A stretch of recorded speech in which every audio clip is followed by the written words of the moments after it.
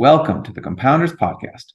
On this show, we explore the topic of compounding from various angles, including through interviews with public and private company executives, investors who focus on compounders, and newer investment firms that are building a business they hope will become more valuable over time. All opinions expressed by your hosts and the podcast guests are solely their own opinions and do not reflect the opinion of SNN or its affiliates. This podcast is for informational purposes only. It is not investment advice and should not be relied upon for any investment decisions. We are not recommending the purchase or sale of any securities. The host and guests may be beneficial owners of the securities discussed. You should not assume that the securities discussed are or will be profitable. My guest on the show today is Matt Blair, the co-founder and CEO of REI Capital Management. Private real estate has been an asset class that has performed well over many years, but has largely been inaccessible to the average individual investor.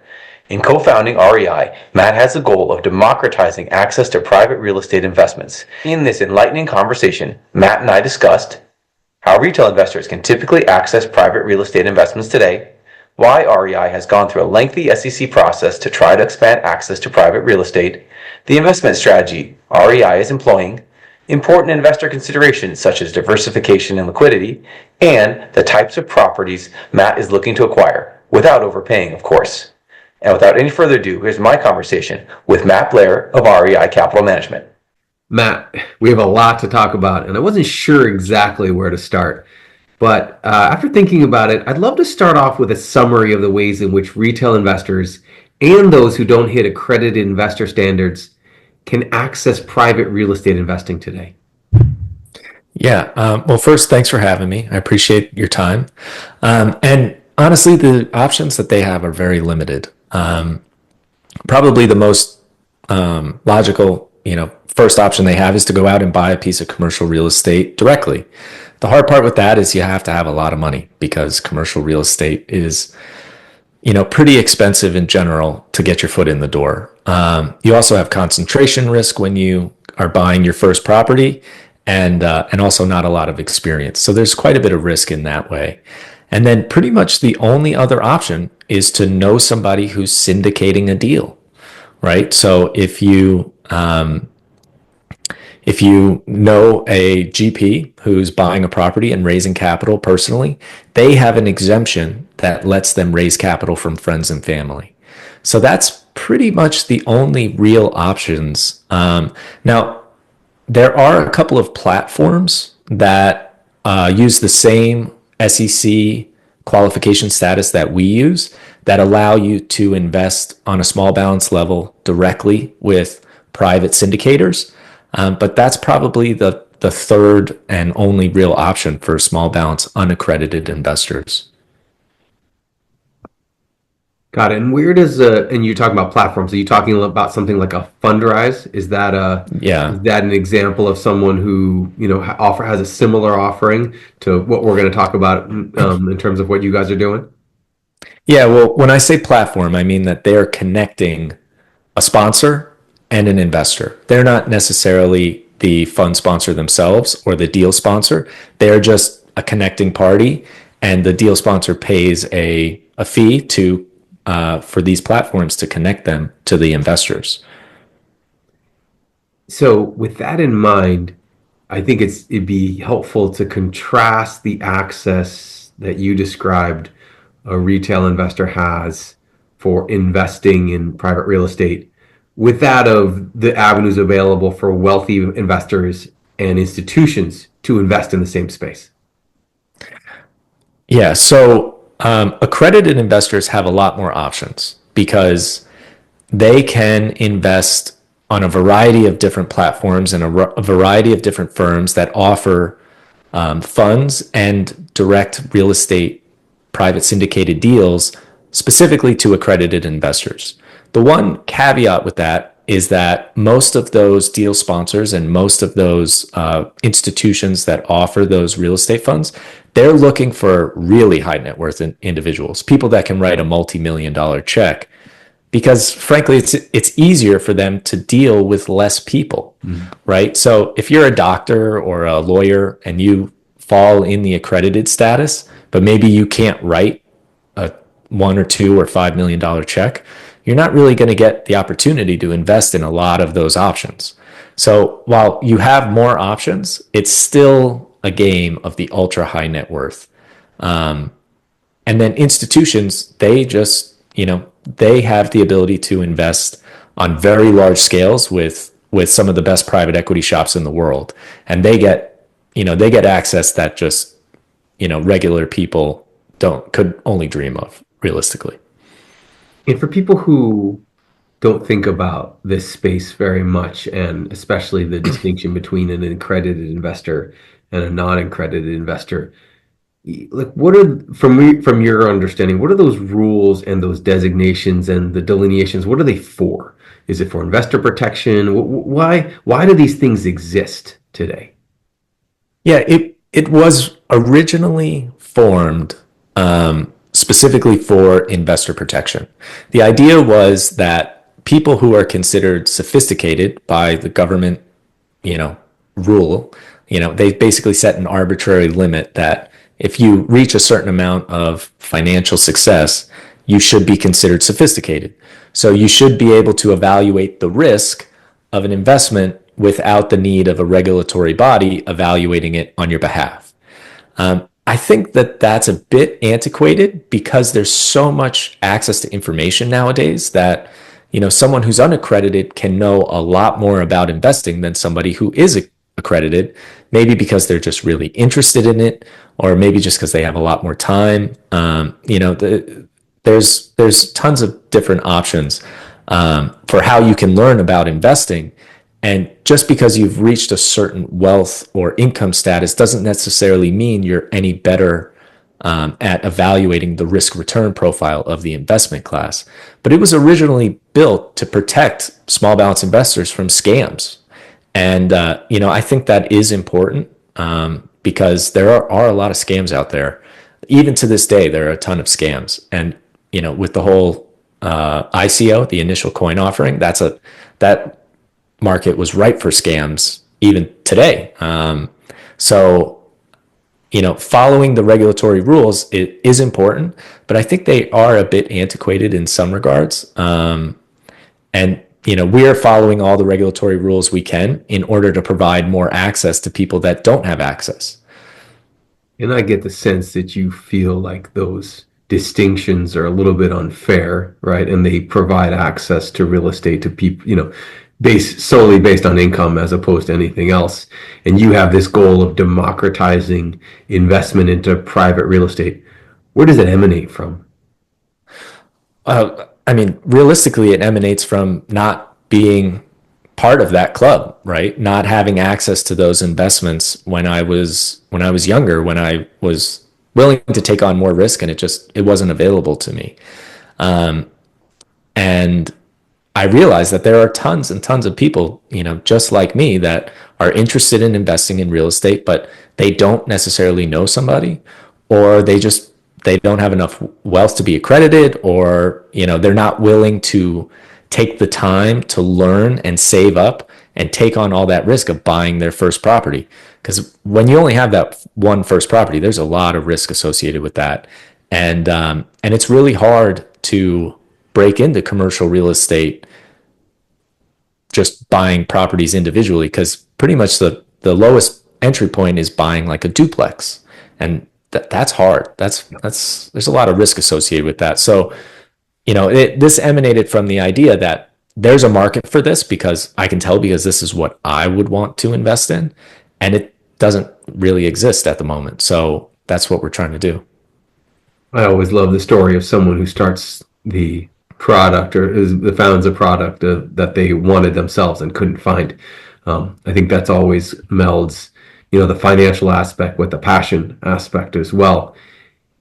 And so with all of that as a backdrop, I guess I'm curious about what made you decide to pursue this endeavor full time and start REI a couple of years ago. Yeah. So REI was an idea, 7-8 years ago. And this is a project that I've been working on with my dad, and we were both working on it on the side. And we were not making huge amounts of progress over the years, just because it was it was a passion side project. And I did my executive MBA. And one of the big lessons that you learn in your MBA is you have to own a piece of what you're doing. I think that's probably the overarching lesson that I took from my MBA. Like, you have to own some equity. And the more I dove into the idea through my program, the more I realized that I really love this idea. I think it's a great idea. It fits well with my experience, with my father's experience, and it's just a good fit. So I was at a bit of a crossroads in my career, and I had just graduated with my MBA, and I said, if I'm not going to do it now, I'm never going to do it. So let's take the leap. We'll give it a shot. We'll see how much progress we can make in the next year or two.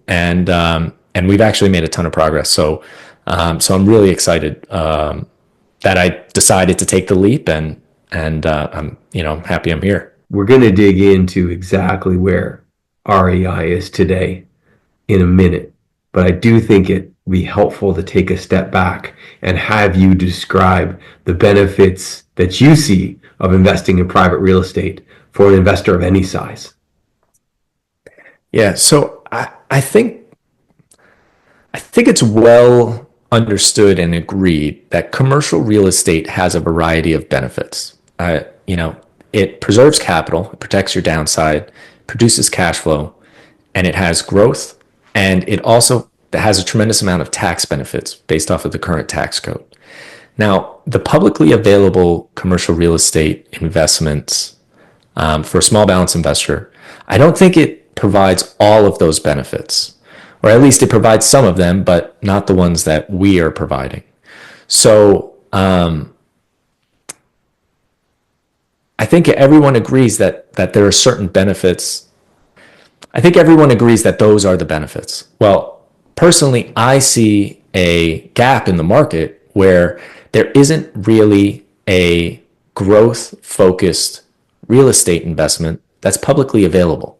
And growth is one of the best parts about commercial real estate, is you can really exponentially grow your wealth over long periods of time because you own a hard asset that value appreciates over time, especially if you reinvest and you take advantage of the tax code. Now you can really supercharge your returns. So I just felt like this was kind of obvious. Once you realize it, it's like, wow, there's a gaping hole in this market, and hey, why not create a product that fills that hole?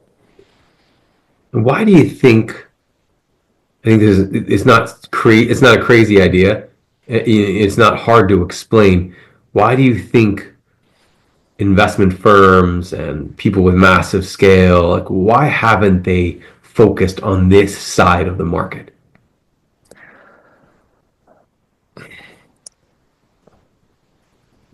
I think there's a couple of different potential reasons. I mean, I don't know the actual reason, but I think my best guess would just be that it's in a manager's best interest to turn properties over and turn deals over because they get a piece of the upside once they sell a property. And really high net worth individuals, they invest exactly like this today. They buy properties and they hold them for generations. Yep. And they reinvest and they buy more and buy more. But if you're talking about deal sponsors or institutions that sell, their investment strategies, they make more money by selling properties. So, not to be conspiratorial, but, it's just incentives. Yeah. Right. It's just incentives. They make more money when they sell. So it would make sense that they would want to turn over funds and turn over properties more frequently. And even slightly more conspiratorial, when those transactions occur, now there's tax revenue, right? So I can't say that they are incentivized on a tax basis to sell properties, but when those transactions occur, more tax revenue is generated, and like a REIT's a good example. They're pushing all of that income to their investors, and their investors are paying tax on that income. Yep. When if it was just a privately owned fund, they could reduce their taxable exposure tremendously and pay very little tax. But Sure. In a REIT, it's a dividend now. So now they're paying more tax. So I think it's just incentives are aligned in such a way that, transacting and closing out funds or delivering income is better for those people involved. And you mentioned that you've made a fair amount of progress. Let's talk about where REI is today, including specifically where you are in terms of SEC approvals. Yeah, so we got qualified with the SEC last month. So November 2024, we are officially qualified. We can officially accept investors, which is a huge milestone. It took us probably about 2 years to get through all of the SEC qualification in order to accept non-accredited investors. We've done a soft launch of our technology platform because we built that from scratch. So we wanted to work out all the bugs before we rolled out our major marketing program. And we've got a couple dozen investors. People are interested in the idea. All of our test marketing looks really great. So we're getting ready to flip on the switches after the new year. And we're getting a few more payment rails in place so that PayPal, Stripe, checkout.com are all part of our integrated into our platform. And then we're going to flip the switch and drive people into the site. Well, congrats on that. And, it sounds like it was a lot of hard work to get there. I just want to double click on that a little bit because there's a very specific SEC exemption called Tier 2 that I believe has enabled this strategy. Just for everyone to understand, what you've gone through, but also why this is totally above board. Maybe you can talk about that exemption. Yeah, so it's there's Regulation A under the Jobs Act. There's a Tier 1 and a Tier 2 exemption. Tier 1 is you can raise $20 million every 12 months. And it's a slightly lower regulatory burden for the companies that are bringing the offering to market. And Tier 2 allows you to raise $75 million every 12 months, but it's a larger regulatory hurdle to clear in order to get a qualification. So, it's commonly referred to as the mini IPO because you're putting together a prospectus that is pretty similar to a traditional IPO document. It's several hundred pages. You need audited financials, and it's a pretty rigorous review of your offering. Now, they don't approve it. They don't give, they're not saying that this is a, perfect investment. What they're saying is that we have qualified according to all of the regulations that they have in place, that we have gone through the process, we've gone through the review, and now we have officially been qualified to have this exemption to accept non-accredited investors into our investment offering. And that's the main reason we did it, is because now people who are not accredited can participate. We talked a little bit about the different vehicles available, right? You've got publicly traded REITs, you have, traditional private real estate, private equity funds. You've gone a different route. So I'm just curious on, what is your view on the best structure or vehicle for a strategy that allows retail investors to put money to work in a private real estate? So I think that we've built the best possible vehicle that we could. It's an open-end evergreen interval fund. So what that means is we can continuously raise new capital. So every 12 months, we can raise $75 million. And at the end of that 12 months, we would close this offering and open a new offering, which would be a new filing with the SEC. And we'd raise another $75 million. And we would basically keep doing that for the next decade so that we could put a very sizable portfolio in place. Now, the interval fund part of the puzzle allows us to buy shares back from our investors. And that's our liquidity vehicle. And the other nice thing is that our management company is a third-party management company, so we can't really run up fees against the returns of the investment fund. So we're not going to be racking up all these fees, taking away returns from our investors. We have fixed management fees that pass through to our management company, and that's how we get paid. So the goal is to deliver as much of the benefit of owning the real estate directly to the investors as possible. And so I'm a little biased. I think that's the best vehicle we could come up with. So I think it's a pretty good vehicle. Sure. And you mentioned liquidity. I think this is going to be something that just about anybody investing in this will be curious about.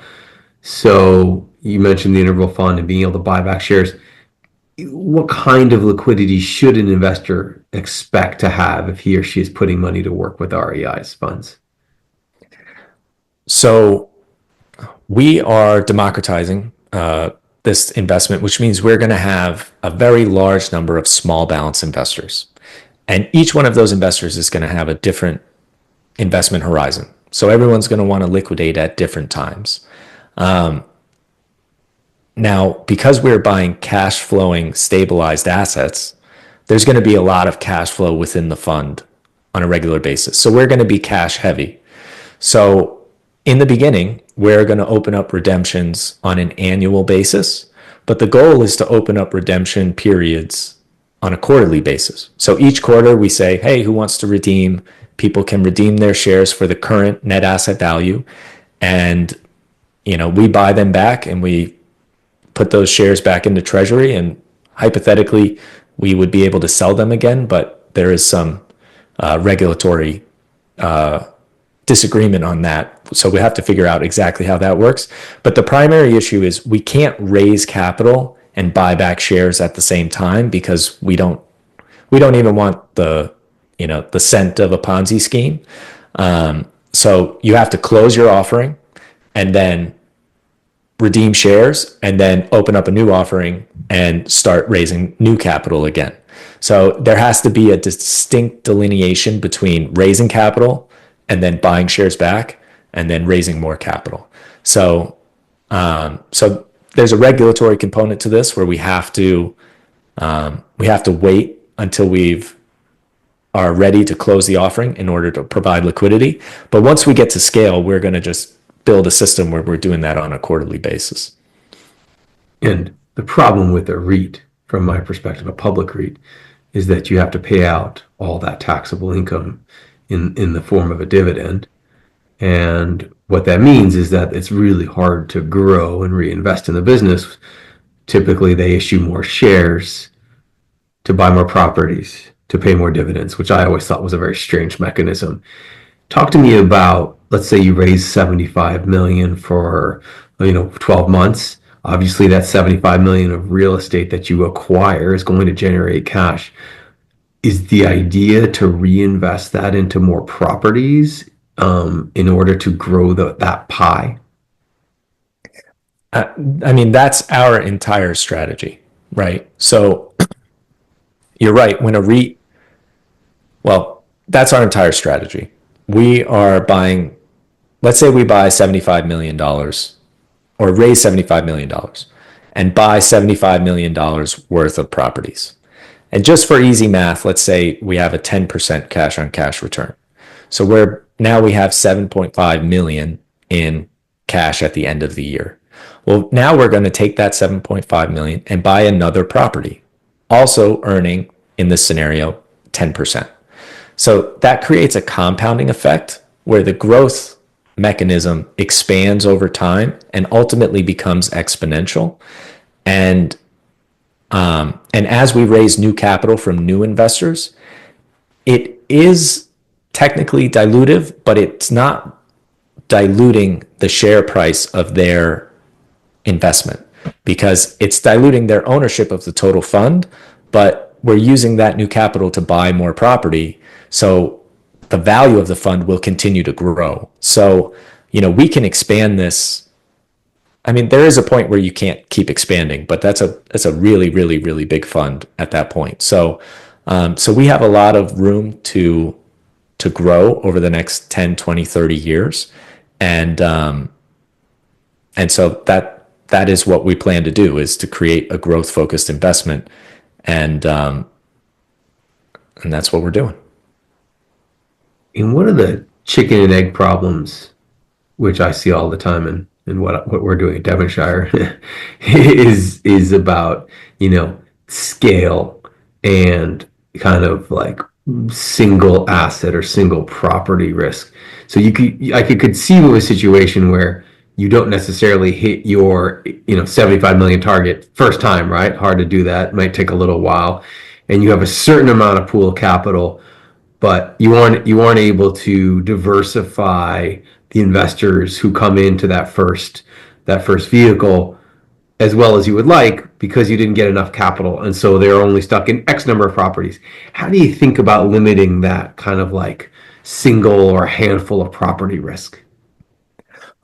That's the nice thing about commercial real estate, is on average, it's a very stable asset class. So if I buy a property, especially in the beginning, I know that my tenants' leases last X number of years, right? Especially if I'm buying a recently stabilized property, I'm not going to have any tenants with leases that expire in the next 5 years, right? So that gives me quite a bit of runway in order to raise more capital and grow the fund. And now there's always risk. There are always tenants that go bankrupt. There's always tenants that need to vacate or break their leases. That happens. But we have the ability to continuously raise new money, and we can buy properties for about $5 million. So, good solid properties that fit our investment criteria for $5 million. So that's not a huge amount of capital needed to start buying 2 properties or 3 or 4. The goal is obviously to buy bigger properties sooner, but we're not going to put all of our eggs in one basket right out of the gate. But also there is a little bit of time between buying that first property and needing to buy the second before you're really getting into a risky scenario where you're putting your client's capital at risk. And the one thing that I think does trip up real estate investors is deploying that same strategy, but with leverage, which can be an amplifier or a destroyer of returns. Given your structure and the regulatory framework, how are you thinking about using leverage to fund acquisitions? Yeah, we are going to use leverage just very conservatively. So we never plan to go above 65% LTV because we don't need to. I think the current credit crisis in the commercial real estate space is showing people that you don't want to take maximum leverage, right? There was a belief for a while that just take as much debt as you can because debt is good. Well, if you take 90% debt and you have a 10% reduction in price, your equity is gone. So, we're not trying to put our investors' capital at risk. We're just trying to use debt as an amplifier, like you said. And I spent my entire career on the debt side of the business, so I'm well familiar with how beneficial it can be, but as you said, how much of a destroyer it can be as well. So we're planning to use it very conservatively, and we're going to try to stay away from CMBS debt, because once you kind of get into that machine, then there's nobody on the other end of the phone to talk to and resolve your issues. You're just kind of part of these giant securitizations. So local debt, very conservative value, very conservative loan to values, and you'll be okay. And you're going to have this capital that you can deploy into real estate, but that can take a couple of forms. It could be via equity, buying these properties outright. You could also be a debt provider in this space. Talk to me about the preference for equity versus debt. Are they, separate strategies, which we'll get into? You just give us the overview of how you're approaching the opportunity to invest in this space with a couple of different levers. So I think equity and debt deliver different investment objectives, different benefits, different risks. So I tend to think of them as different products. And so our first product, the growth product, is an equity product. It gives you all the upside risk, right? But you also take all the majority of the downside risk too, right? You get paid a premium for that upside potential. But I also think that debt is a great income producing product. And so that's ultimately going to be our second product that we bring to market, REI Capital Income, which is where investors get to sit as the debt provider. So it puts them in a first lien position in the event of a liquidation, and they get very consistent, high yield income because now the equity providers of a deal are paying them interest. They're paying them their mortgage. And that puts them in a place where they know exactly how much they're going to earn, and their downside is very well protected. So I think of them as separate and distinct products that serve different purposes. But I don't have a preference one over the other. They serve different purposes. Maybe I've just been, in the private equity mindset for too long now. But my first thought was like, wow, you could almost these strategies could be synergistic in that they could be helping each other. You could have one providing credit, to help acquire a property. Is that legal? Is that something you're going to consider doing, or do you want to keep these things separate from each other? So you have to keep them separate, but it is legal to provide both sides of the capital stack. You just have to have a Chinese wall between the two entities and the decision-making process for both. But ultimately, that is part of our strategy because, one of the things that we learned through COVID was how inflexible lenders can be and how a lender could technically be your biggest risk to the equity in your property because they're not really interested in relationships as much as they used to be. Sure. So if we create our own lending product and we can control both sides of the capital stack, then we have the ability to serve both masters. We can preserve the equity without being forced to liquidate while continuing to make payments on the debt in a black swan scenario where, another COVID where everything is kind of falling apart. We have the ability to control our own destiny, and we're not sacrificing any one investor for any other investor. And ultimately, we think that is synergistic for both investment funds, because a debt holder doesn't ultimately want to own the property. That's not ultimately in their best interest.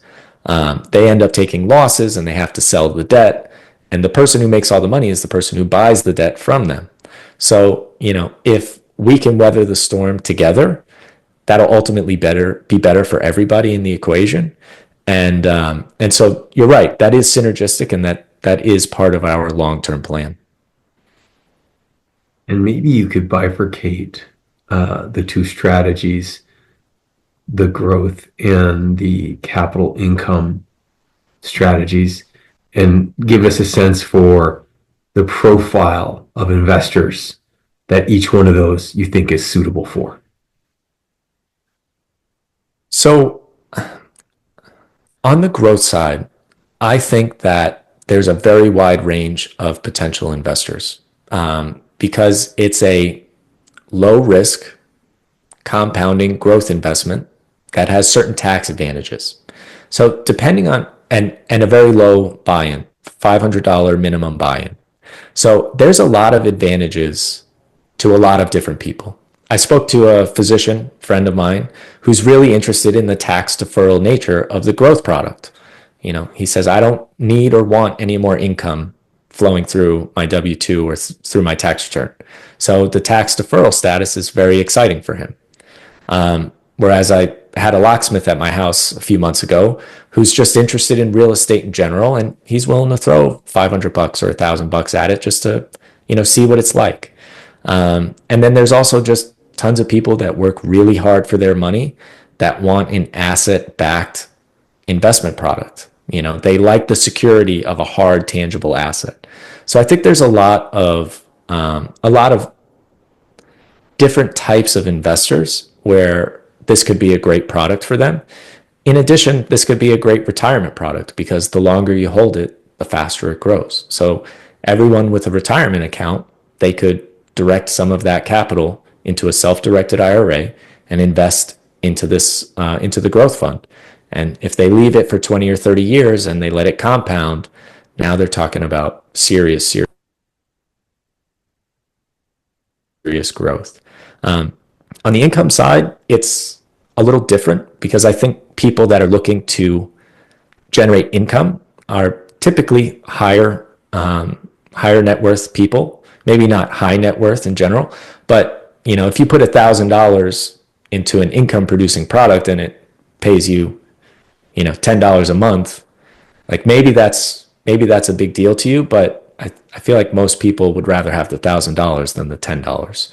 So, I think it's slightly higher net worth individuals on the income side, just because they put their money to work and they want a reliable return delivered to them on a regular basis.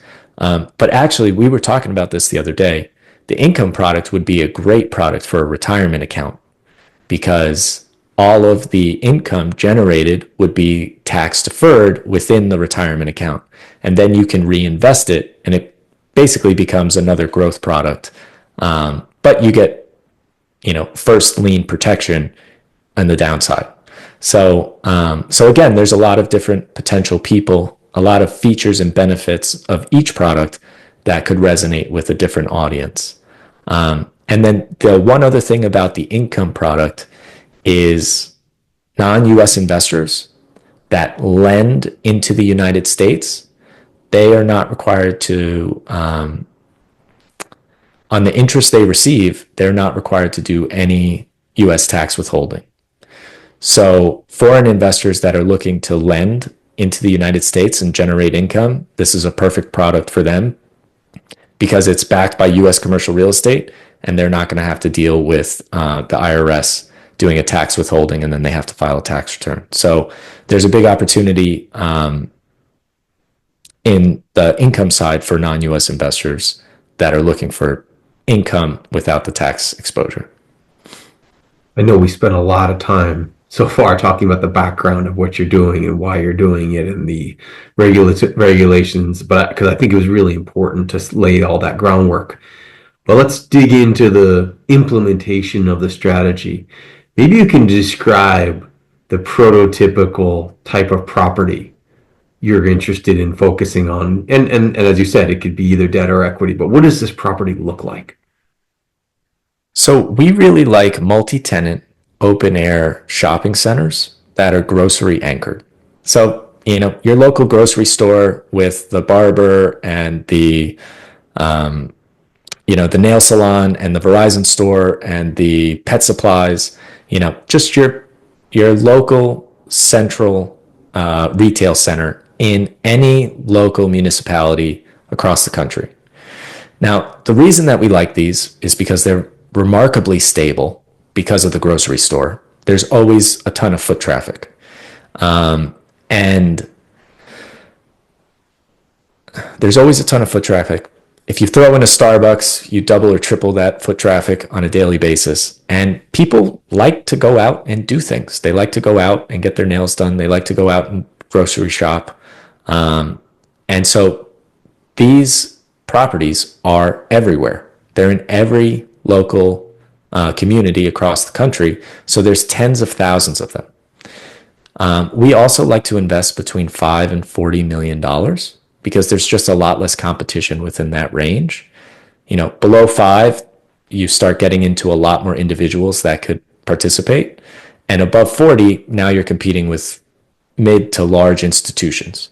So that 5 to 40 range is really the sweet spot where we can achieve great returns, very stable assets.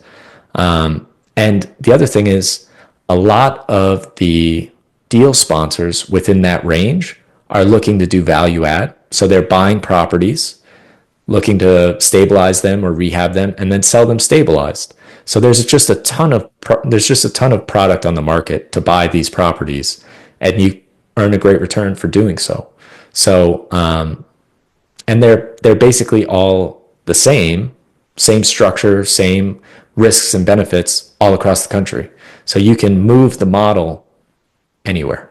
I mean, I love that fragmentation. I love the availability of deals, but then I start to think about sourcing and vetting and performing diligence on them. So maybe just give me a sense of something interesting is going to cross your desk, property that's for sale. Where does it come from? And then what does the process look like as the engine starts to try to understand, is this something we want to invest in?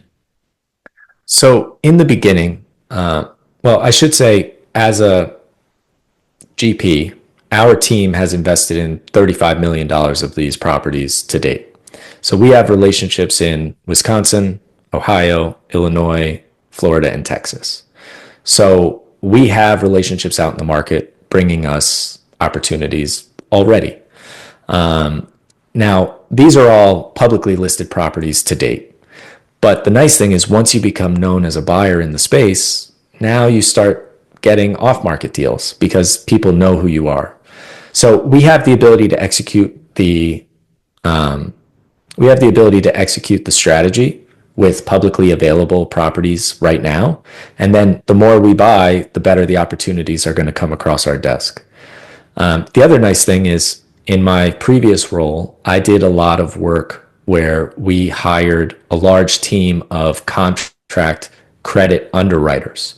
So if we scale up in a big way, I can deploy a team of underwriters, 20, 30, 40 underwriters in 2 or 3 days. I've also met a couple of software providers that provide really impressive software tools that amplify the speed and agility of your team to complete these underwritings. So I've been doing that for a long time, and I know how to scale up very, very quickly. And we have some relationships in the market, but that's just going to grow drastically as we start buying properties. It's the type of thing where, you start slow, but once you start gaining momentum, it just kind of accelerates and accelerates and accelerates. So that's kind of what we're thinking about with sourcing. And if I think about the properties that you're focused on, stabilized assets that are grocery anchored, grade A properties, these have been in high demand for years. And that was especially true during the low yields available elsewhere during, kind of the ZIRP time, zero interest rate policy for people who don't follow Fed jargon. So I guess the concern I would have is that you're going to be acquiring expensive and on the flip side, low yielding assets just because people like stability, people like grocery anchored, people they don't like malls, they like power centers, and so I'm how do you avoid overpaying for these assets? Yeah, so I think that the main way that we do that is by focusing on smaller assets. So the $20 million mark is really my sweet spot. There's less competition in that range. You can easily find 7, 8, 9% cap rates in that range. So there's opportunity on that front. But the other thing is because we have such a long-term focus, we have the ability to hypothetically pay, buy more expensive properties if the long-term upside is there for us. So, in the short run, the first couple properties we buy, we want to get a great return. But as we expand and grow, we can buy more opportunistically, even if something's a little bit expensive in the short run. Over the long run, we know it's going to be a massive winner for us. Then we have the ability to take on that lower return for the longer term opportunity. And then the last point that I'll make on that is we also are structured to accept 721 exchanges where people convert their equity in a property for shares in the fund. And in doing that, now we open up a totally new sector of potential acquisitions because a lot of these properties have been owned for 10, 20, 30 years by the same family. So maybe they don't necessarily want to sell the property, but they want to convert it into equity in a fund that they can liquidate their shares periodically so that they're not hit with a giant tax bill all at once. And it's a different avenue for people to convert their equity in a property into their equity into a fund. So that's another opportunity for us to get a great return and source deals. And that would be a diversification benefit to those people as well, right?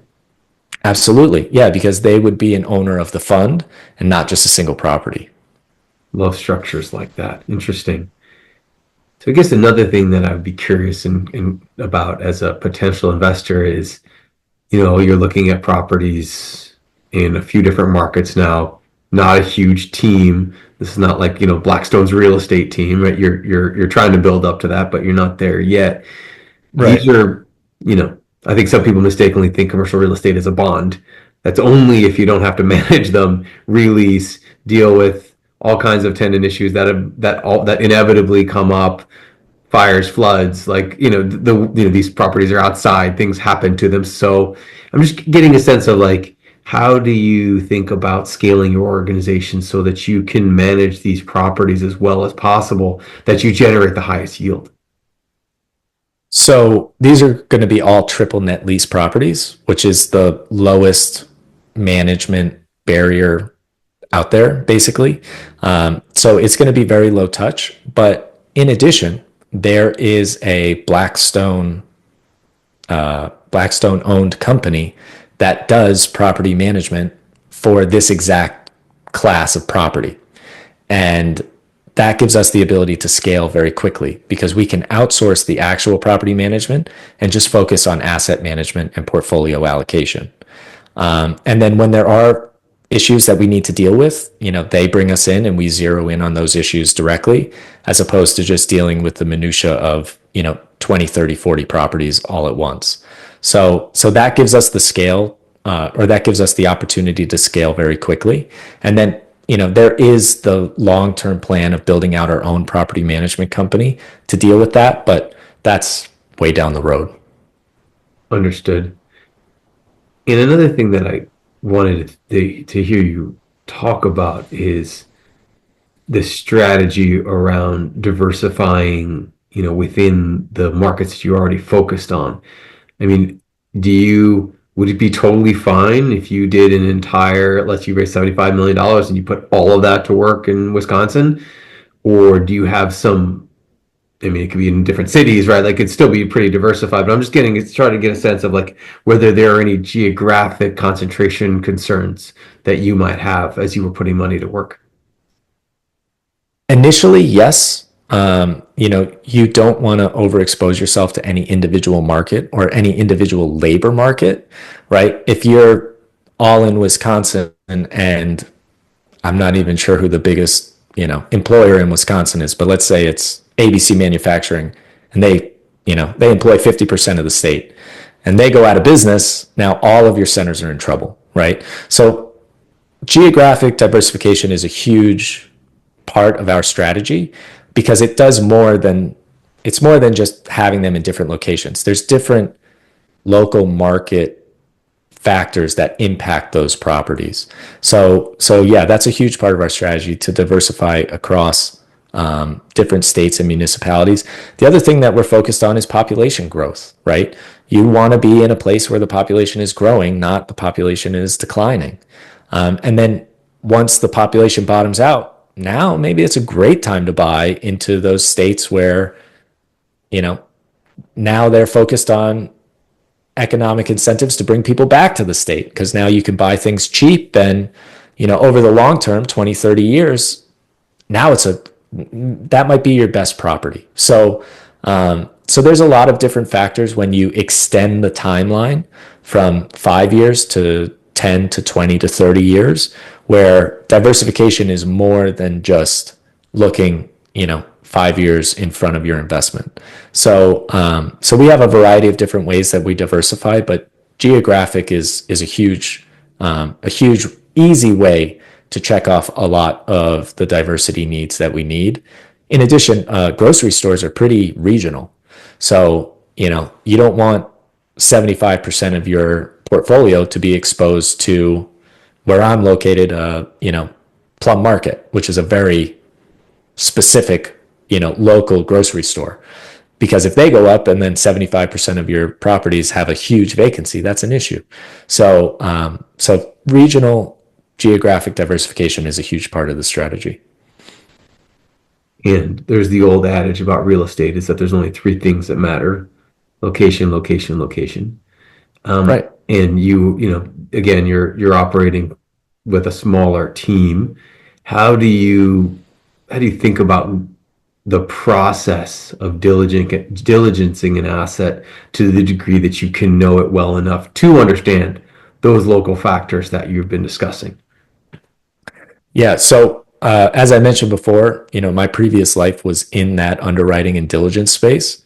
So I have contacts all over the country, and it gives me the ability to get local flavor very, very quickly. I make 2 or 3 calls, and I have very strong feedback from somebody who's from that municipality. But I also know the process of underwriting, speaking to local brokers, and I also ran a site inspection team for a long time. So, getting out there, knowing what you need to look for, knowing who you need to talk to, and what type of information you need to gather to protect your asset is something that we are very well versed in. And we can, same as before with the underwriting, we can scale that up very drastically, very quickly, because I have such a large network of people that do that regularly.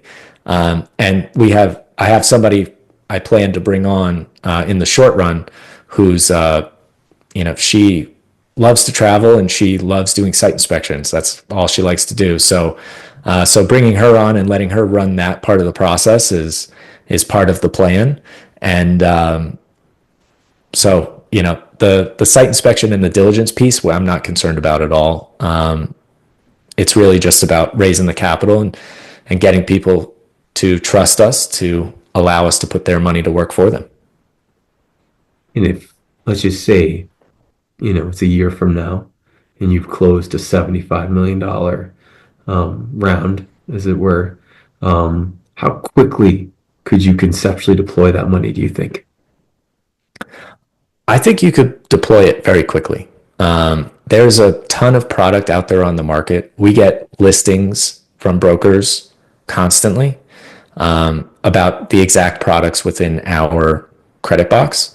So it's just a matter of underwriting them, going through the diligence to find the properties that we really like. We basically get to pick the cream of the crop. And if we're buying $20 million properties, that's really only, if you buy them cash, that's only 3 or 4 properties. And then if you leverage them, it's 6 or 7, right? So it's not an insurmountable task for a small team that's very dedicated. Once we get to scale and we're buying, 10, 20 properties a year, that's a different story. But I suppose if all 75 million came in one day, it would take us 6 months to do it. But we're going to be buying assets, as the money comes in, we're going to be deploying the capital. So, it shouldn't be, a waterfall all at once. But if it was, we'd be able to put the money to work very rapidly. I can tell that you thought very deeply about this, not only the investment side, but also you're deeply well versed in the regulations and also kind of the potential investor base. What do you think are the potential risk factors and stumbling blocks that you guys have to be very cautious of as you start to deploy capital in this space?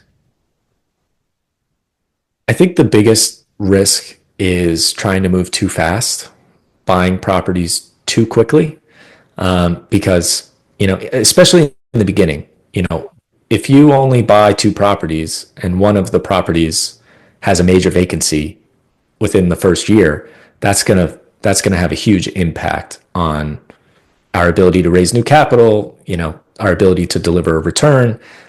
So really crossing all our T's and dotting our I's in the short run at all times is very important. But as we get bigger and bigger, a single vacancy is not going to break the fund. And that's a huge feature of the fund, right? As you reach scale, you're protecting your investors' return by having such a large degree of diversification by, aggregating a fractionalized market of commercial real estate products, right? Each one of these assets is hypothetically a very stable asset. If you put 20 of them together, now it's remarkably stable. And if any individual vacancy barely moves the needle. So, the first year or two is probably where the most risk resides. But ultimately, you're buying commercial real estate. So if everything that could go wrong goes wrong, we still have the ability to sell the properties and give our investors their money back. So the downside is protected by the asset class. But, if, like I said, if everything goes wrong that could go wrong, goes wrong, there's still downside protection for our investors. And if we're having this conversation again in 7 years, what would success at REI look like to you? Yeah, I hope to have $1 billion in assets under management by 7 years. So we can raise $75 million a year from unaccredited investors, but we can also file a simultaneous Reg D that allows us to raise capital from accredited investors, and that doesn't count against the 75 million. So that gives us the ability to scale pretty rapidly. I also think that this is generally just a great product for investment advisors to push to their clients, right? A growth-focused investment backed by real estate seems like a pretty easy sell for most people. So if we start networking and developing relationships with registered investment advisors and financial advisors, where they're taking down blocks and pushing it out to their investment clients, I think that's how we really scale very rapidly. So I'm focused on $1 billion in assets under management by 7 years. And frankly, our earliest investors will benefit the most from that amount of scale in that amount of time. So the earlier you get in and the faster we get to that scale, then the better your investment's going to look. Well, Matt, I think we've covered just about everything I had to cover. And I know there were a lot of kind of philosophical, but also, regulatory and practical questions in there. So I appreciate you walking us all through this. We'll close with a question we ask all of our investment manager guests. What is the most underappreciated aspect of the investment opportunity in front of REI today? I think the most underappreciated thing is the amount of risk and uncertainty there is in the world right now. I mean, it seems like every other day there's a crazy news story about some new conflict, some new escalation, some new risk to our currency. I mean, there's just so much happening in the world all at once that a stable asset-backed investment that has some inflationary protection is a huge opportunity for our investors, but also, the whole democratization movement, people getting away from traditional investing, traditional institutions, gives us a huge opportunity to be at the forefront of that market within the investment space. So I think we're just I like to think we're right in front of a big wave, and I'm hoping that we're going to catch it. And we're going to be able to provide a great product, a very not risk-free, but, risk-averse product for people in very uncertain times. Well, we've had a guy on who's trying to diversify or democratize investing in fine wines.